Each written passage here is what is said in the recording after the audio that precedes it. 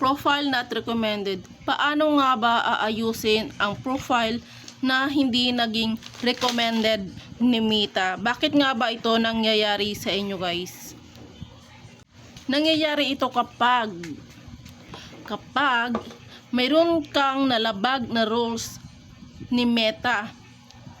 Ano nga ba ang mga rules ni Meta? So yun guys, marami.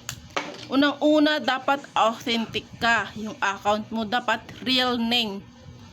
Pangalawa, dapat nag-a-upload ka ng mga original video. Pangatlo, dapat wag ka magre-report ng ibang account kahit ano pa man ang naging issue, dahil pwede yun maging reflect sa'yo or pwede kang paluin ni Lolo Meta. Pang-apat, kailangan hindi ka makopyright. Ang mga music background na ginagamit ninyo hindi dapat copyrighted. So may mga paraan para hindi maging makopyright ang inyong mga music background. So kailangan nyo yung i-edit guys. Paano aayusin ang profile kapag ganito na ang nangyari sa inyo guys? So yun guys, magsishare ako sa inyo ng isang video na kung saan ipapakita ko sa inyo kung paano aayusin ang inyong profile. Ganito ang gawin mo para maayos ang inyong profile. Bumalik sa pagiging recommended. Pumunta ka sa settings na Facebook, hanapin mo ang report a problem. I-click mo lang po yun. Kapag na-click mo na yun, sundin mo lang kung anong hinihingi ni Meta na sasagutan mo. May papagawa sa iyo si Lolo Meta.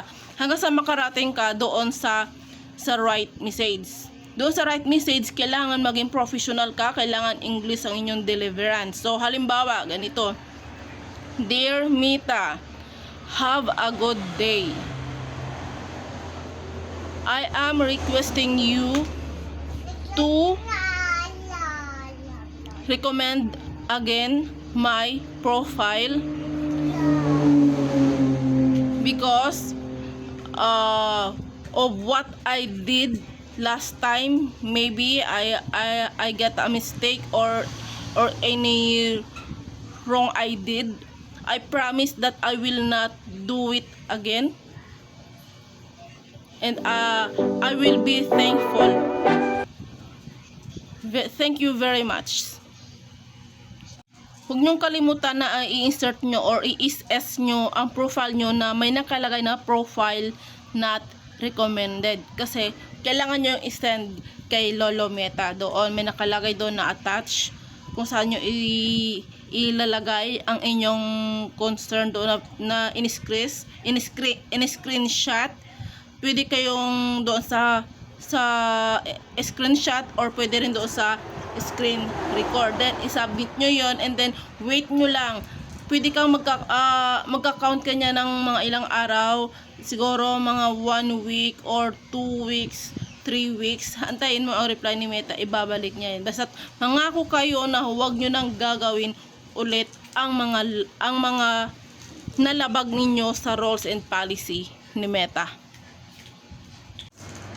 Meron akong na-encounter isang naging kaibigan, nagkaroon ng problem ang kanyang Facebook. So yun nga, tinuruan ko siya kung paano ang kanyang gagawin.